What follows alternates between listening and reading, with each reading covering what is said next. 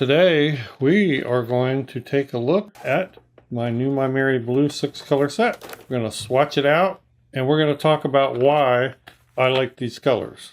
These are the 6 MaimeriBlu colors in case you want their names and part numbers in a little more detail. Maybe you don't want to buy this set, maybe you already have some of these colors and you just want to fill in. So there they are. You can freeze on this. I was really tickled when Maimeri asked me to choose this set. Maimeri is a really great Italian brand. I first became aware of Maimeri probably 7-8 years ago, looking for a paint to put in a travel palette. So I wanted one that was a little firmer in a travel palette. And I chose MaimeriBlu, and I've never been disappointed with them. They're just very vibrant colors. Their range includes 90 different colors. They have a sample card that you can order. Great way to test out the colors to see what you like. Get one of these sample cards.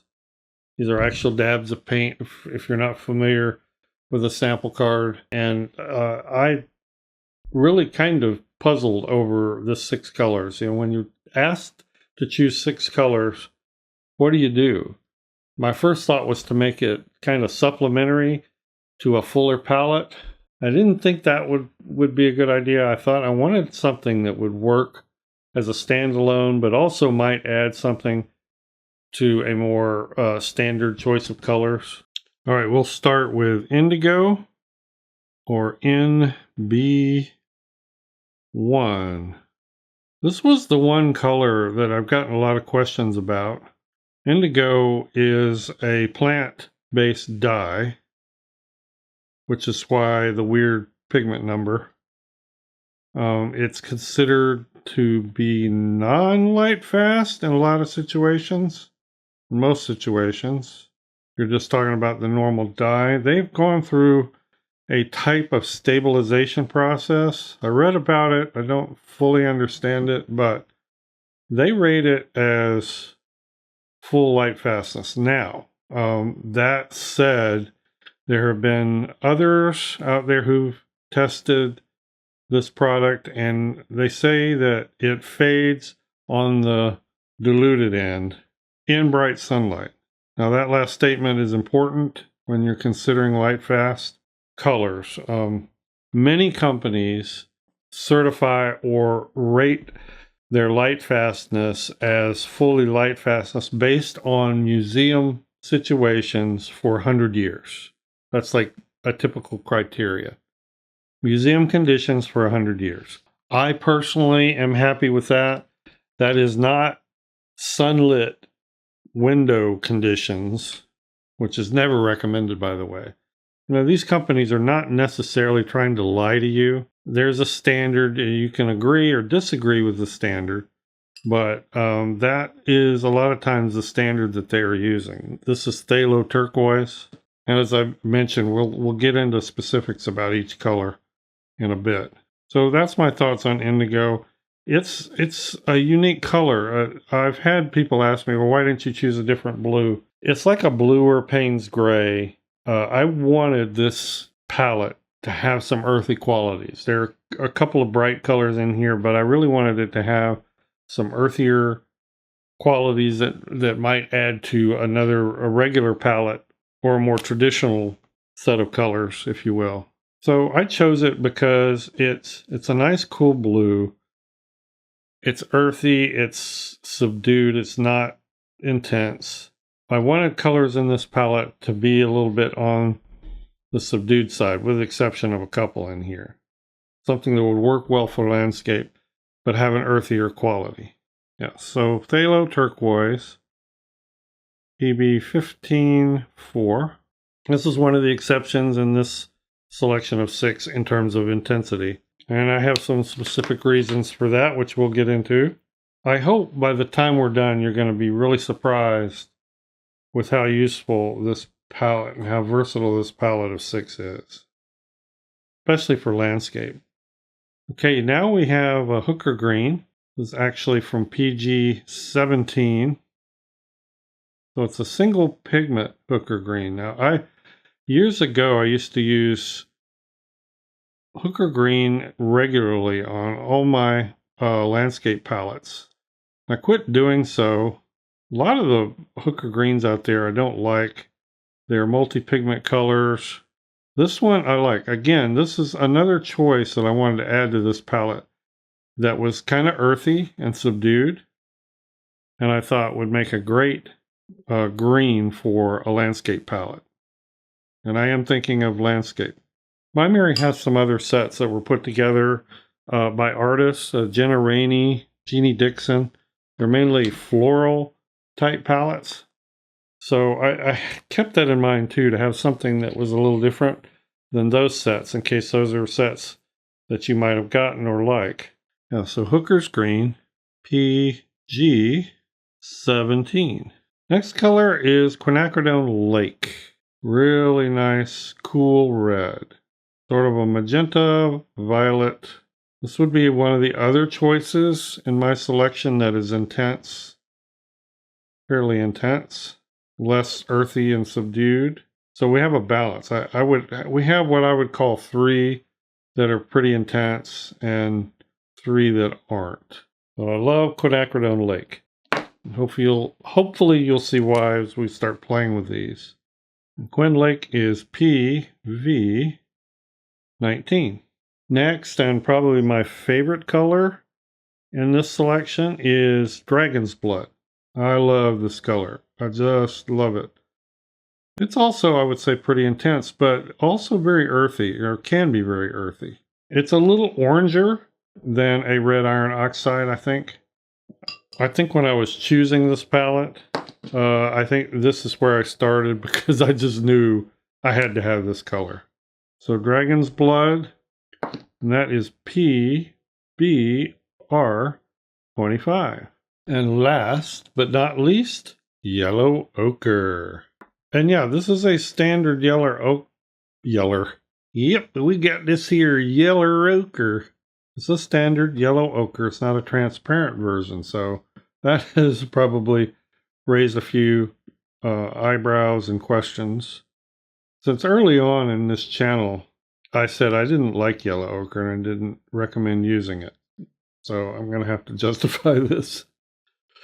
Well, it was kind of hard to get away from because I wanted another earth tone, but because we had 6 colors, I also wanted a yellow in here. And I started experimenting with it.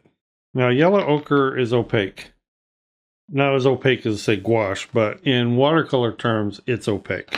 So you have to keep that in mind. Yellow ochre also has a great tendency to muddy up, but that's all about how you use it, and you just have to be careful. Yellow ochre is PY42. A lot of great artists use yellow ochre. So, you know, when I decided years ago that I wanted to stay away from yellow ochre, wasn't based on any kind of, oh, nobody uses yellow ochre, or, yeah, that's a real problem if you use yellow ochre. It wasn't anything like that. It was just a personal preference. I have done a lot of layering and glazing in my painting life, and that didn't always seem to be the best color to do with. Also, for years as an illustrator, I painted with student grade paints, which I didn't like very much, but I didn't know the difference or really sense that there was such a great difference between professional grade and student grade. Well, there is. So if you're careful about the opacity, I usually use yellow ochre in single layers or as a first layer in situations where you don't want it to, you know, cover up the beautiful transparency or vibrancy or luminosity of something else. You just have to be knowledgeable of it. You just have to watch it. But it works great as a yellow, and if you are careful, you can create some beautiful colors with these. I hope as you take a look, you see and get the feel of how well this can work as a landscape palette, a landscape selection of colors. So let's do a little bit of playing with these 6 colors, and you'll start to see my rationale in choosing them. Now, I'm not a chart guy. I don't feel like they help me personally. If you do watercolor charts, I encourage you to go ahead and do a watercolor chart. All the colors down this way, that way, and every combination they'll make. I don't tend to do that. I tend to play with them a little more freeform, and I tend to just paint. One way is not better than another. That's just my way. All right, so here's how we're gonna play with these colors. This is a butcher tray palette. You may have seen these. They're enameled, surface similar to ceramic. This is a great way to show off colors. So I set up that 6-color set this way for studio painting. Well, let's start with my favorite, which is this. Obviously a great fall color, great rusty color. Right away, when I paint with a color, I like to immediately try to figure out what I have in the set that's a complement, or what I have on my palette that's a complement. Right away, the Indigo will give you a nice gray. And you can shift that gray either way. You can get to where you have a nice umber, or burnt umber, or raw umber. You can shift it back the other way. Get like almost a Payne's gray, but a very warm, or even like a dove gray. See that? So that's probably the most useful complement. The other one would be the turquoise. The turquoise does a similar thing as complements go. Stays kind of green, but you have a little different sort of a brown. So most of your earth tones are going to come out of this and out of this. And there are so many. I mean, so many earth tones that you could make just from these two complements. I mean, look how, if I wanted to use the turquoise and get sort of a nice blue-green, but I didn't want it to be very intense. Look at that. I mean, that's just a beautiful neutral. Greenish gray neutral. As we trip around the palette, let's try this and this. And now we have some nice yellow oranges, so to speak. Very earthy though. I mean, that is a really nice raw sienna right there. And of course, you can bend it either way. But again, just keep in mind that that opacity coming from the yellow ochre will be there. Going this way, some wonderful, wonderful red browns and purpley browns. Again, just a nice red shifting earth tone. And if you need to gray that out a little bit, just bring in a little of the turquoise, and it gets much duskier or grayer. Complements are so important to know your palette and know your complements. And I tried to consider them heavily in this choice. All right. Yet another complement would be this one. But now it's a near complement, so the shift is going to stay green. And as you move more towards the dragon's blood, you're going to get yet another nice brown. But it's sort of a yellowy green, so it doesn't fully gray out the dragon's blood. But again, some really nice neutrals there. Very earthy. I'm going to use that word a lot because that's the way I designed this palette, especially for landscape. All right, well, let's move over here to yellow ochre. You can glaze with opaque colors, so keep that in mind. Yellow ochre is strong enough that if you tint it out with enough water, you still have a fairly transparent glaze. So your yellow is in there. I like to, though, usually try to put these kind of opaque colors down when I'm glazing. Put them down first. But you can glaze over darker colors. Let's try it. We've already tried it with Dragon's Blood. Let's get some quinacridone lake in there. A nice, rich, salmony color there. And if you do paint portraits, you can make some nice flesh tones out of these three. Some nice light flesh tones out of these. Well, dark flesh tones too. See if I tint that out. That would make a nice light flesh tone. So you don't just have to paint landscape with this. If I wanted to paint dark flesh tones, I'd probably go back to the dragon's blood. And a little bit of the indigo.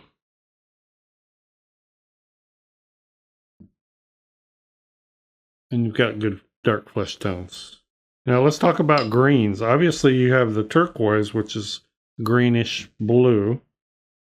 And you have the Hooker's green. But if you mix Hooker's green, you have a nice earthy yellow green.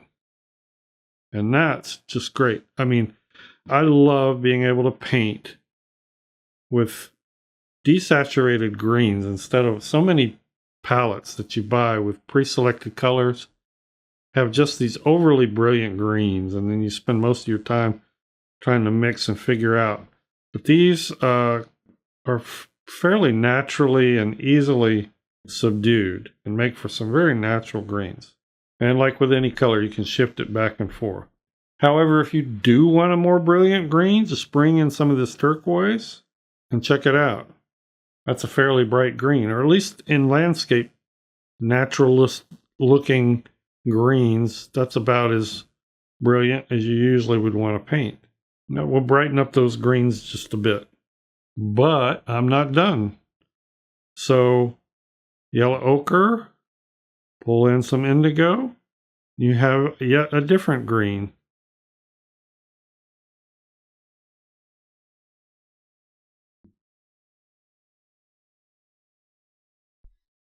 So the variety of greens you can make with this are nice. They're different than your typical bright greens or sap greens. You can get almost sort of a green gold. If you use a little turquoise, go back to the turquoise, and mostly yellow ochre and turquoise. Again, it's subdued, earthy, but a bit of a green gold. And that was the thing that I was most pleased with and what I was aiming for with this palette.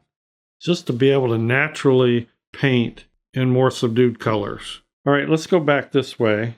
There's no purple in this set, but you bring this quinacridone lake out here, add a little bit of the indigo, you're going to have a purple. And once again, it's a more subdued purple, but it's a beautiful one. Maybe not as brilliant as, like, say, a dioxazine, but when you're painting in landscape, you usually don't want that.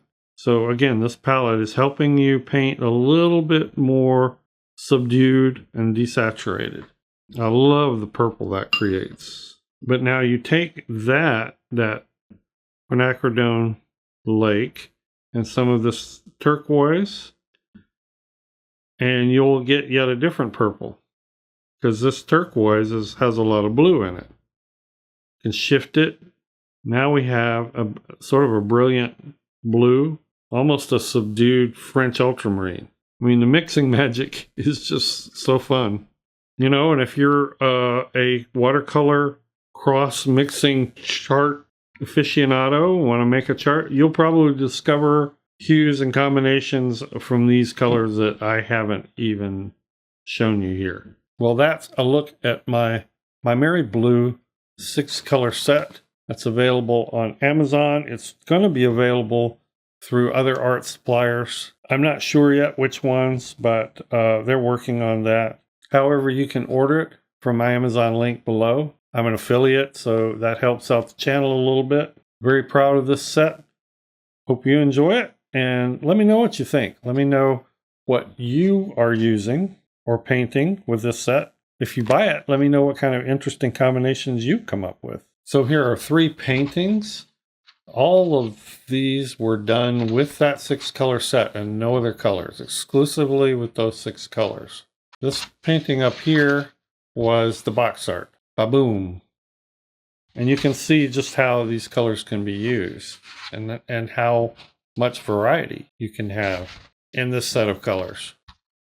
At some point, I'm probably even going to try a portrait with these colors just to show you how that can be used. All right, well, thank you everyone for watching. We'll see everybody in the next video. Bye-bye.